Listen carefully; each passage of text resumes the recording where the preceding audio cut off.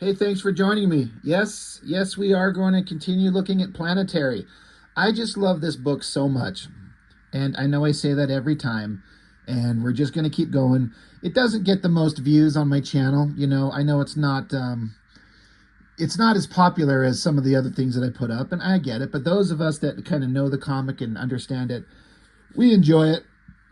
And I just want to take the opportunity just to kind of show it and kind of explain why I love this series so much. Now, not too long ago, we looked at issue 5, and when we did this, I posted up this review of this book the day after it was announced that John Cassidy had died.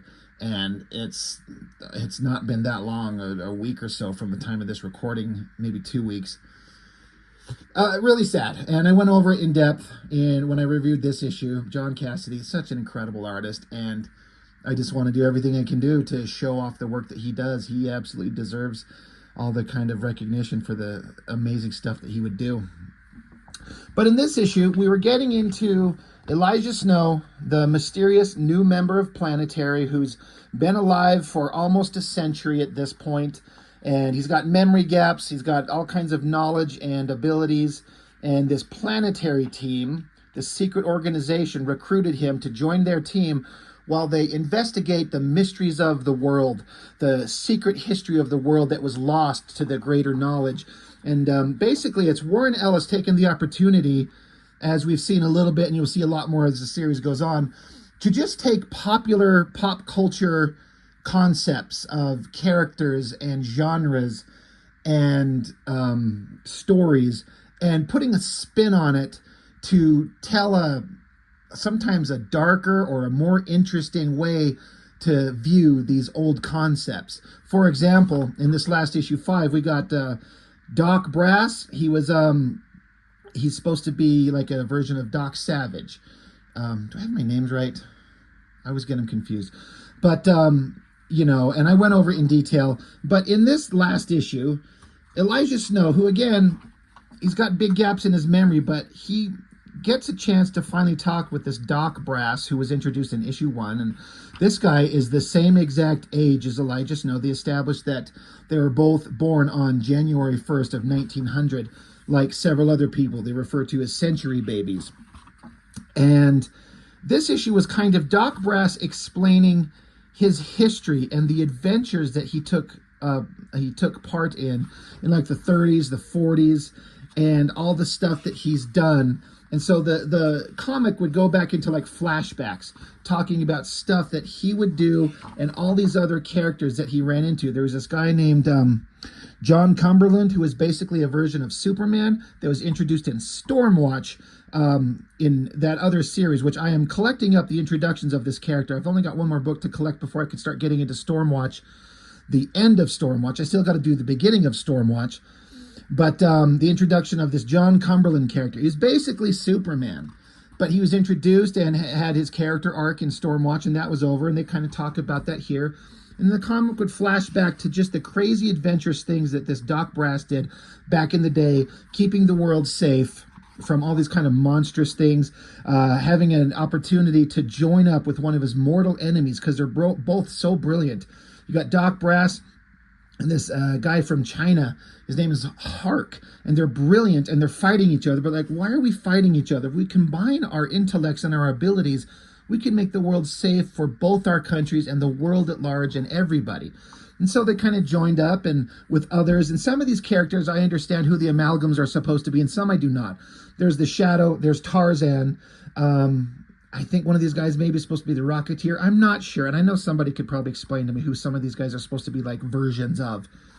But they were a team of like, what's the word I'm searching for? Like those characters that existed like the Shadow or the Rocketeer or Dick Tracy or the Phantom, those old pulp hero characters that existed back in the day. That's Warren Ellis taking versions of these characters and showing just the great adventures that they would have, trying to make the world a better place and running into horrible things. And Doc Brass is giving Elijah Snow some direction and understanding because he's an incredibly brilliant guy. And he's breaking it down. And he's like, you need to kind of reevaluate your kind of existence. Who's keeping secrets from you? What kind of questions do you have, and who's keeping secrets from you? Who's got a secret agenda, and who's pursuing it? You know, you need to kind of break down what it is exactly you're trying to find out and from who, and figure it out. And, you know, it ends with Elijah Snow being kind of down because he didn't get himself involved in a lot of things. That's one of his main complaints with Planetary, now that he's joined up, is that it's a very powerful, influential organization, but they don't do a lot. They observe a lot, but they don't make positive effects. And Elijah has been an advocate for this organization that he's now part of. Like, we have money and resources. Make a positive contribution to the world in which we live. Come on, please. So, in this issue, while that previous one was all about the adventures of past characters in the 30s and 40s, we're getting into the sciencey bit of it. And one of my favorite elements of the entire Planetary series is the slow build-up to the ultimate villains of the entire comic. And some people don't. I get really excited when this is done right. It's where you take an existing concept that you're very much aware of, a comic book character or a movie character or a literary character, I don't care, and they're very well established and you know exactly who they are, but then you twist them into be something else and to see what would happen if these characters with these same basic character traits and abilities took an entirely different path. In the case of this, the overall secret overlord powerful villains that are hyper scary and the big threat in Planetary are an alternate version of the Fantastic Four. And this gets into understanding the beginnings of these villains. And I struggle to remember, because I can kind of remember overall the entire arc from issue 1 to issue 26 or 7, the end of Planetary, kind of how the Four, as they refer to them, how their kind of storyline was doled out. But I can't remember if they've been introduced into the comic series yet. I think a little bit, little hints that here and there, but this is where we first start to get into it. And, you know, when this was coming out, of course I've heard of the Fantastic Four. They've been around since the 60s, so this is the 90s when these were coming out. So they've been around for 3 decades. And the history and legacy of the Fantastic Four, it seems like, you know, when they first come out, they were Marvel's premier comic book, the way the X-Men were for a long time, the way the Avengers have been. It was the Fantastic Four. It was just like the best, most popular, most amazing comic book, generally speaking, especially from Marvel. And then at a certain point, I think they kind of got pushed out of the way by Spider-Man and X-Men. And so they kind of carried the legacy of being incredibly awesome, fun characters that people remember and love, but they were never as cool or as relevant as they were in their heyday. So I read some comics. I never actually picked up too many Fantastic Four comics, if any at all, but I'd read comics where the characters crossed over with them. I'd read about the characters, so I was fairly familiar with the characters, but to be fair, I have never really read any of the original defining works, and I actually would like to get, was it Kirby and Stanley did 100 straight issues of the Fantastic Four? One of these days I want to get those and read them. But the thing is like, Warren Ellis takes the concept of the Fantastic Four and twists them to be, what if they were amoral, evil villains? And I'm instantly like, oh, that's kind of an interesting idea. But the way it was like described in this, it's not super heroic. It's more science fiction based. And holy fucking Lord, did it become one of the most interesting things I've ever read in my life. When I think about my favorite villains in any comic book, it might be the Four in Planetary. They were so ominous and scary, and a lot of it was because you just see the reactions or the fallout from things that they've already done that we never see. Like, this horrible thing happened, or this thing happened, and it's because these guys did it, or these guys were involved somehow. So there was a mystery, and it's given out in such small chunks. Now, eventually, we will get to see them in all their glory, and it's, for me, so worth it.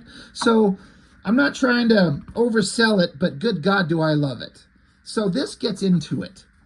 So we start out with a close-up of this eye, and it kind of reminds me in a way of like 2001, A Space Odyssey, and then the beginning of 2010, where there's that garbled transmission where they say, my God, it's full of stars.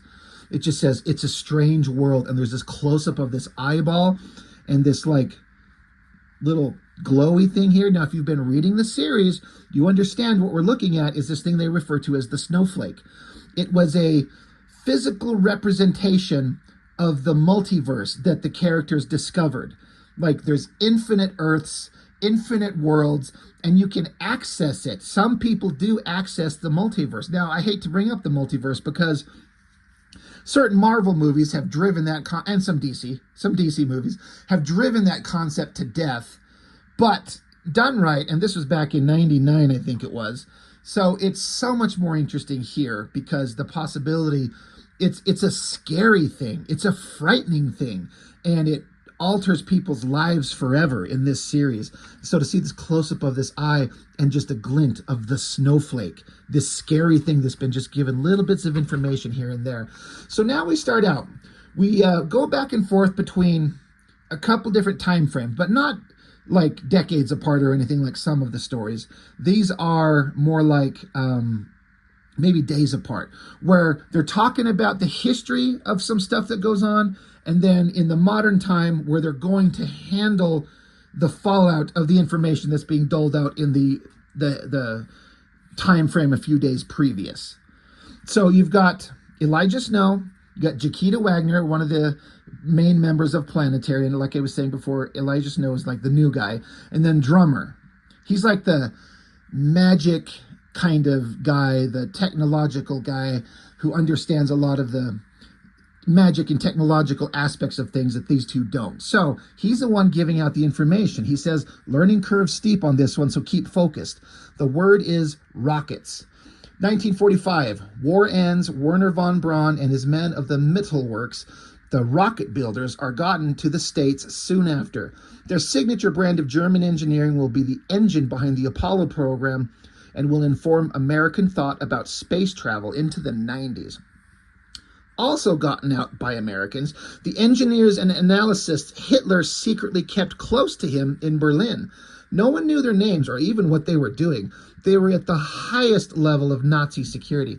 These were the people who were going to put Germans on the moon by 1955 and aim space arcs at Mars by 1968. A deal was cut. These people were geniuses. They outshone von Braun in the way the sun does a kid's flashlight. And by the end of 45, they were in the States working on space travel. So I'm like, okay, I like that. Warren Ellis likes to do this. He'll take real history because he's a science nut, a technological nut, a history nut, and he takes all of that and works it into his stories. And I love it. I find it profoundly interesting. It makes me want to go read actual history about these people, which I have. So then that ends there, and then we go to this pyramid-looking shape, but then you see it's the top of this giant skyscraper building, and it says 4 Voyagers Plaza. Now, if you know the Fantastic Four, they started out in the Baxter building, and I think Doom blew it up.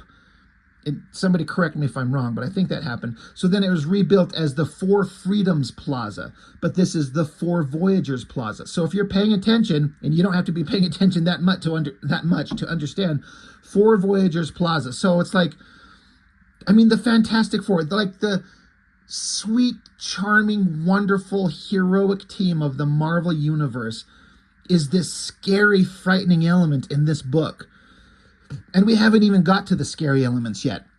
So Snow and Jaquita are going to the building. Jaquita's saying, relax a little. He's like hell, not until I've throttled someone to death or broken something really big. So then it cuts back to the story that Drummer is talking. He says, it took JFK and a hideous amount of public money for Apollo to produce the Saturn V booster, the only engine capable of slinging a man-rated spacecraft into interplanetary insertion. The secret team, working under the call sign Artemis, had a comparable design working in 1959. They sent men to the moon in 1961. The group never knew, one group never knew about the other, you understand? So they're saying like the Apollo team never knew about the Artemis team, which would make sense in a, deep cover government secret program. It says it was understood at the highest levels of American government, which is about 33 levels above the president, that Apollo and Artemis served very different purposes. Apollo was the show. It was the Cold War glamour, our brave boys working to best the evil empire and its sinister chief designer, the one who effortlessly hurled these Sputniks and Gagarins into space. Artemis was the work. It was a Cold War direct, striking the victories that only their boss and our bosses would ever know about. And so you see Sputnik in space and like a hand reaching out with a gun to like, basically, I think the implication is to destroy it, because even though Sputnik was just a hyper, like low-tech radio transmitter, I think it was transmitting like just a beeping sound, but we didn't know what it was. It was the idea that the Russians were putting satellites over our heads, transmitting, and we couldn't stop it. It was frightening at the time, and so the idea is that they'd go up and destroy it, just in case. So I like that little implication there. Back with the modern times, the four Voyagers building, Snow and Jaquita are walking in, and they're pretending to be like a couple. They're holding hands. She's telling him, smile, you know, like, get in with the act. So she's on the phone. She's like, Drums, okay, we're on a phone call. Tell us where to go. And so Drums is like, okay, I'm shutting down the in-elevator security cameras now. Jaquita says, okay, take off the locks off the elevator. Get us to the penthouse levels.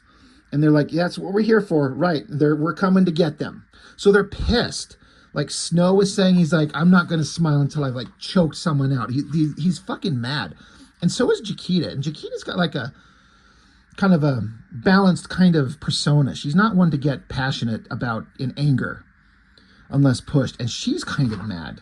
So then we go back to the telling the history. It says, by the time Apollo had put men on the moon, Artemis intended to have become Ares and have gotten a working base on Mars.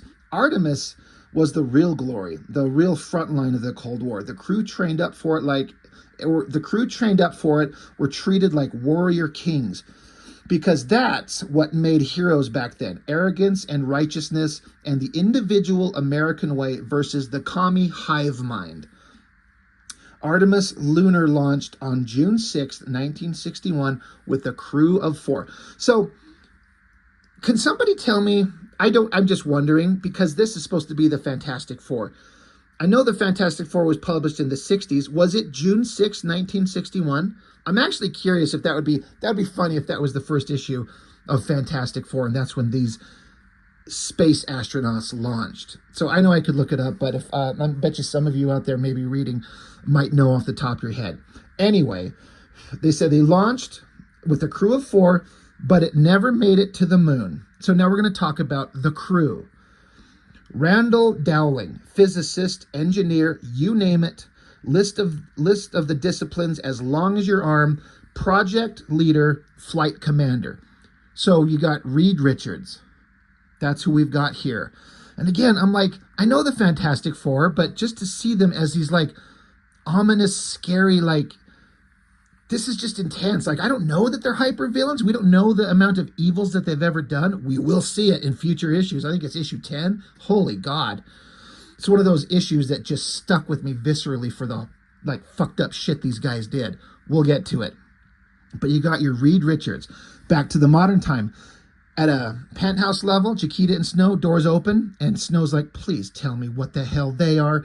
And it's like a jar. It says the Subterrans. Are these supposed to be like the mole men in Fantastic Four? Like Subterrans, so underground creatures, except monstrous creatures that are frightening. Look at the great, like, architectural stuff that John Cassidy would do on this stuff. He's so good. So we see the Subterrans. Continuing, you got Jacob Green, pilot. So there's Ben Grimm. William Leather, flight engineer. So Johnny Storm. So he's got that scar on his lip for just whatever reason. Kim Suskind, I think I'm saying her last name right, physicist. There is,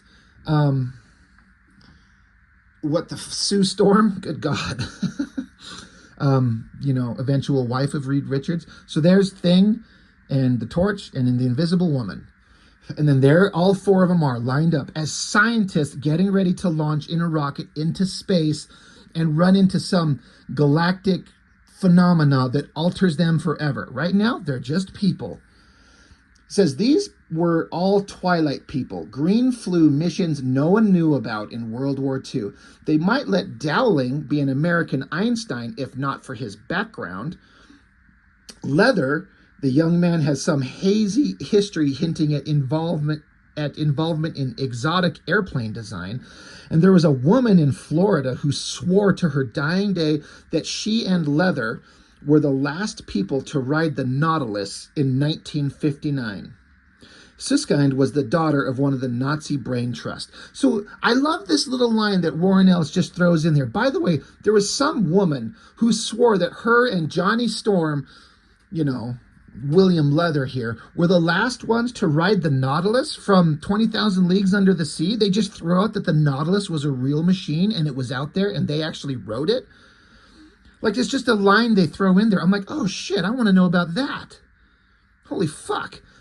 Cut back to the modern story. There's Jaquita and Elijah Snow down here at this massive painting of space. Is it a painting? Is it a doorway?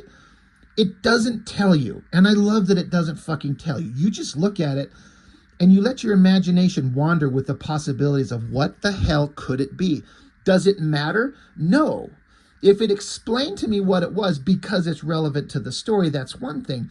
But if it explained to me what it is and it has nothing to do with the story, it kind of ruins the mystery. Who knows what the fuck it is? It's just there. They dedicate an entire splash page to this giant, massive painting or whatever. You just see it, there it is. And I'm maybe kind of ruining in that it has nothing to do with anything. As you go on, it means nothing. It's just something, another thing that they're seeing, like the Subterrans here.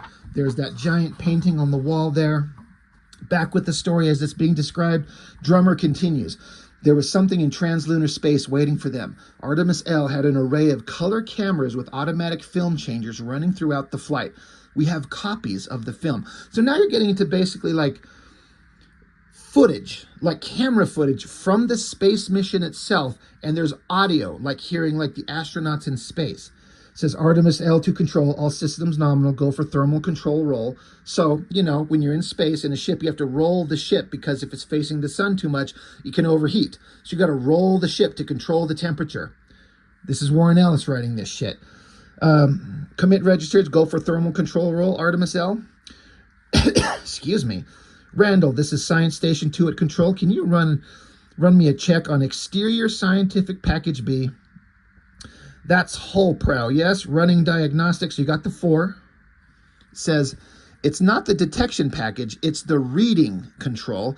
Getting an anomalous reading. And Artemis L from Control, we lost the tail end of that last transmission. Please repeat. Please repeat. Please repeat. And so the last communication they got was, we're getting an anomalous reading, and it cuts out. And so you see the nose of the craft, and in the distance in space is the snowflake, the thing, my God, it's full of stars. The snowflake, they're traveling into it. And again, like, holy shit, this is awesome. Where's this going? And then it shifts over to a version of this thing called the Bleed, which I think we've been introduced to at this point in Stormwatch and the Authority, which is this dimensional gateway between universes. They call it vast and microscopic at the same time. It's the walls between universes. And there are ships out there, which we've introduced in issue 4 of Planetary. There are these massive vehicles called shift ships that sail the Bleed and travel between multiverses. But the Fantastic Four have penetrated the Bleed somehow on their own. So instead, this is their version of getting hit with cosmic rays. And so Drummer continues, like, whatever it was that happened to Island Zero, we know what the translunar event wasn't. So they're referring to issue 2 of Planetary. There was Island Zero, which was basically the Godzilla Island. And there was some kind of like other dimensional worldly kind of energy burst that created all the monsters in the Godzilla universe. They're referring to that. Like, whatever it was we happened on Island Zero, we know what it wasn't. We don't know what it was, but we know it wasn't one of these other things. So they say the same thing with this. This translunar event, we know what it wasn't. The major superhuman players we know of weren't involved. So this is Warren Ellis trying to involve the wider Wildstorm universe, because this is supposed to be set in the universe of Wildcats and Wetworks and Stormwatch and Gen 13. We ignore them completely because who fucking cares about all those stupid things when it's this interesting? But he's acknowledging, like, if there's some big, giant, galactic thing going on, well, there's a bunch of superhumans on the Earth. And they're saying none of the major superhuman players weren't involved, and there was no extraterrestrial activity in cislunar space throughout 1961 by any of the known xenospecies. So basically, they're like the Karens from Wildcats and the Damonites, excuse me, all the known alien species. No one was in space in 1961. So they're saying, we don't know what it was, but we know all the alien and superhuman things it could be were not present. So it's even more of a mystery. It's none of the weird things we're aware of. So what is it? So then you see the four in their cockpit, and there's flashes of energy going around. Their faces are screaming as the bleed kind of continues to show multiverse planets and universes. It's just a hint at a horribly unpredictable, indescribable event on the human psyche of these four people.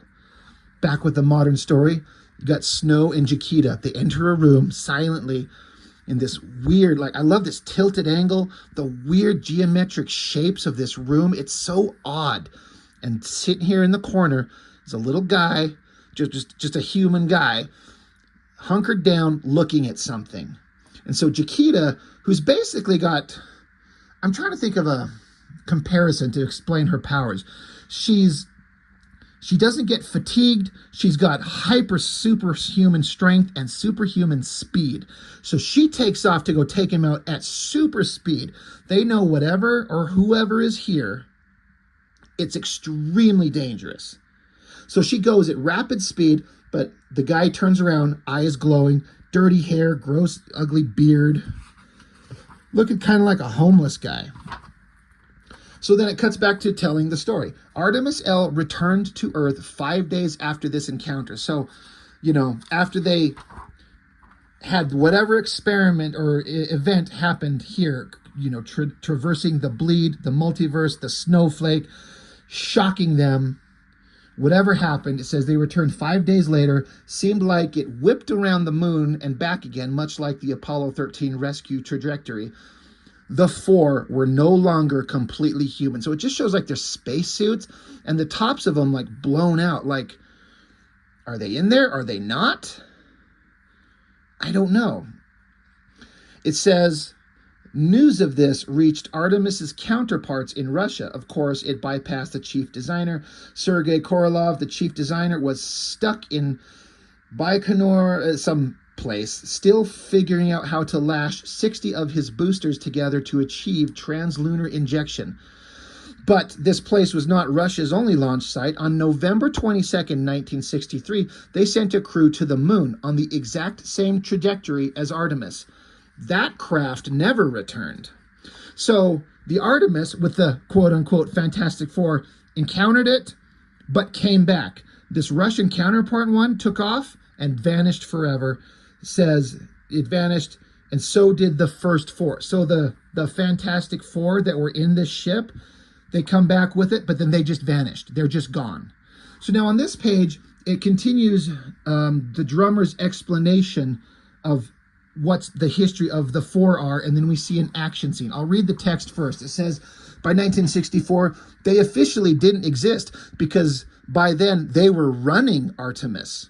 So the Fantastic Four disappeared. Now they're running the science program that was this secret government setup of science. Now they're running it just a couple years later. They'd taken over the entire operation and were using the Black Ops cash flow that fed Artemis for their own agenda. Elijah, so this is drummer talking, says, Elijah, I'm going to let you look at the files and make your own judgment, but these people are the dark side of everything we do. They're so deep undercover that drawing a bead on them is like trying to beat up fog. We have resources most people lack. these people need putting down. And you're getting this briefing now for 3 reasons. You're a cranky son of a bitch and no one really likes you, but we trust you now. You're always complaining that we do nothing proactive, and we just found out where the 4 are. Do you want to go get them? So that's the buildup of, that's who these scary people are, and we just found out where they are, so should we go get them? And that's where Jaquita and Elijah Snow are. So we see Jaquita running towards the guy. Again, she's super strong and super fast, like bullet time fast. Comes up to this random guy, like we don't know who this guy is. She punches at him. He grabs her hand and headbutts her, and it like knocks her silly and she's bleeding. No one has ever done anything like this to Jaquita Wagner ever. So it's kind of like, oh shit, who's this guy? This is scary. Cut back to like the last moment of the information dump that we've been getting, where they just got all the information from the drummer. And so Jaquita and Elijah are talking. Jaquita says, what do you think of the files? And Snow says, how did we manage to track them down? She says, remember the guards on Island 0? He's like, sure. American flag, Japanese flag, few weird insignia appeared from nowhere. She says, they were from what Artemis became. So Snow says, so the files you raided from their base after the nerve gas killed them out on the ice, she says, led us to what we needed to draw a bead on the 4. Also gave us new insight into Island 0, but that's something else. So basically the stuff that happened in issue, was it 1 or 2? I think it's issue 2. Maybe it was issue 1. I can't remember. But anyway, Island 0, like it's all coming back. It seemed like kind of an innocuous little adventure they went on with some like mysterious things. Now the things that they encountered are coming back here. Snow says, if even 1/10 of this thing is true, the things these scum have cost us since 1961, like the information they found in these files. Snow says, I don't enjoy killing people. I want to kill these people. So it's letting you know that these guys have done so many horrible things that Snow is like, we're going to just kill them. We're not going to try and take them down. We're going to put them in prison. We're going to try and talk to them. We're going to kill them. Which is exactly what Jaquita tried to do. But this guy grabs her, punches her in the head, throws her out a window, shatters, blows up, and she's flying out the window. There's some glowing energy from this guy's hand. And then this scene right here, where he's glowing in this energy, and you see these little footsteps as he's walking along the ceiling in this glowing energy, like this bright energy glowing from inside him. This is William Leather. This is Johnny Storm, the Human Torch of this universe. And he's instantly fucking frightening because he just beat the shit out of Jaquita, who's never been beaten ever before. So he's walking up to Elijah. He says, just you and me, Mr. Snow. So he says, Snow says, who are you and how do you know my name? So William Leather, he says, so it's true. Well, I can do away with this damn beard since we've now been so completely compromised here. So with his finger, he just wipes it across his face and his beard is gone. He says, I mean, I'm not going to convince you I'm not me when you found me in the middle of Randall's lab, am I? My name's William Leather, Mr. Snow. So you can see it's the guy with the scar that we were introduced to back here as one of those scientists, the Johnny Storm with the scar on his face that were from the 60s that went into space and vanished and disappeared and no one's ever heard from them again. Suddenly here he is right in front of Elijah Snow. He's like, my name's William Leather. And so, Johnny Storm here, he says, you'll have noted that your attempt to freeze the water in my brain isn't quite working. Keep trying, though. And Ms. Wagner will be a bit sore once she picks herself up out of the 4 Voyagers Plaza. It takes a lot more than a fall like that to seriously hurt her. Ask her about Broken Earth A in 1997. So Snow says, I only know the barest part of what you do. I know that you've done more than your share of making the world mediocre. The things we've seen here alone, if I understand them right, they alone could save millions of lives a year. Why? And I think this is kind of an implication of when you think about the science and technology that's introduced in some of these comic books, like if this technology existed and was given to the world at large, You could feed everybody. You could power everybody. You could shelter everybody. These superhuman geniuses with their immense technology, but they just keep it to themselves to fight bad guys all the time. So I feel like that's kind of a commentary that's going on here. But he's like, Elijah Snow's like, well, we could save millions of lives. Why? Why do you keep this to yourselves? And Leather here, he says, we're adventurers, my crewmates and I, on the human adventure. And you can't all come along. So Elijah Snow kicks him in the fucking balls. Bam! He says, look at what you've got. Look at what you've got here, you bastard. These things. So then Snow kind of gives him a speech. In the last few months, I've seen a computer built in 1944 that could map the multiverse, and something that stored ghosts as information. That was issue 3. I've walked on the decks of a ship designed to sail between realities. That's issue 4. And these are lost things that could be salvaged or retrieved. And now I see these wonders, you utter scumbag, a shiny new and hidden away in a place paid for by God knows what atrocity. So Leather says, a kick in the unmentionables? You've changed, Mr. Snow. So Snow says, you don't know me. And then, so I love this shot, how the Johnny Storm here, he torches up, fires up. And I love this rendering of the energy inside of him. It's creepy. It's scary looking. Like, that is just profoundly, it's like evil. So William Leather says, oh yes, I do. I've known you for far too long. And we're leaving you alive because this new train of events amuses us.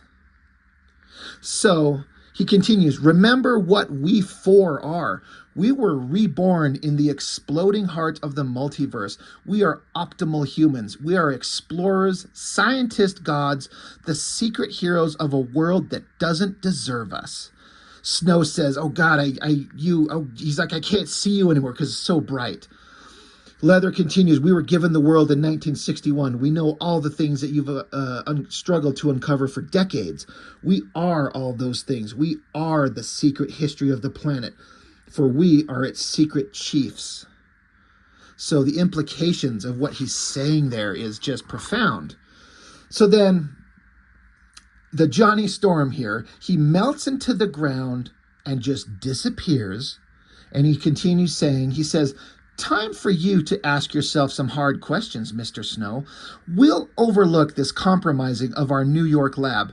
There are others, but do you really want to invite doom for yourself and others by continuing to investigate us? Do you really not remember us? Who benefits from your lack of memory? Who knows the secret history of Elijah Snow? What are your teammates not telling you? And then he just floats into the ground and vanishes, and the book is over. So one, I've never seen a more powerful, interesting version of Johnny Storm ever. I love this alternate version of the Fantastic Four. And we've only seen the Johnny Storm. We've seen the human versions of them as they started in the 60s. But here we are in the late 90s, about the turn of the century. And it's like, what are the modern day versions of the Fantastic Four like? If this is what Johnny Storm is like, what is the Thing like? What is the Invisible Woman's powers? What is the Reed Richards like in this horrible world? And they're like, you're fine. You found us. We don't care. This makes us laugh. So we'll just let it go because we want a good laugh. But do you want to keep digging into this? Because we'll fucking murder you without a second thought. So think about that, buddy. And he's like, who benefits from your lack of memory? What do you not know about yourself? And it just leaves us on a mystery of like, well, now what? So at the end of this issue, I was like, oh my God, I can't wait to see where this goes. As I think you can probably tell by my enthusiasm, I get into it so much. I was so excited by it. And I was like, God, the Fantastic Four are scary. I love that whole concept. And it increased my appreciation for the Fantastic Four overall, even though it's not about them anyway. I just liked the Fantastic Four even more. And feel like there's some really interesting stories that could be told with the forefathers of the Marvel Universe, who just, like, they can't seem to make a good movie with them. They try, but it's all so safe and simple. But that's kind of what the Fantastic Four were. So you need to create a modern story that keeps the family and the good-hearted nature of the heroes of them, but make them powerful and interesting and dynamic in a modern context. I don't know. I don't know how to crack that nut, but making them into villains in Planetary, and again, this is only issue 6. We don't get complete resolution until the final issue. So there's a ways to go, but we just get little bits of information. Like the next issue, if I had any kind of disappointment, it was the sort of cliffhanger we were left on. The next issue doesn't address any of it in the slightest. It's an entirely different storyline that's interesting, but it doesn't address this at all. So I was a little bit pissed at the time because I'm like, I want to know more about this. And we will get to it. But it's not in the next issue. It might not even be in the issue after that.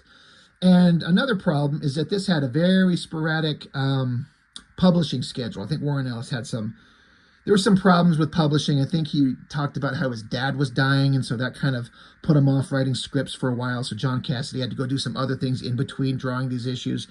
So it took several years for this series to end. It should have taken 2 years, and it took several years. But now that it's all done, it's one of the best comic series I've ever read. So anyway, that's all I've got for now. Thank you for watching. I really appreciate it. I'll see you next time.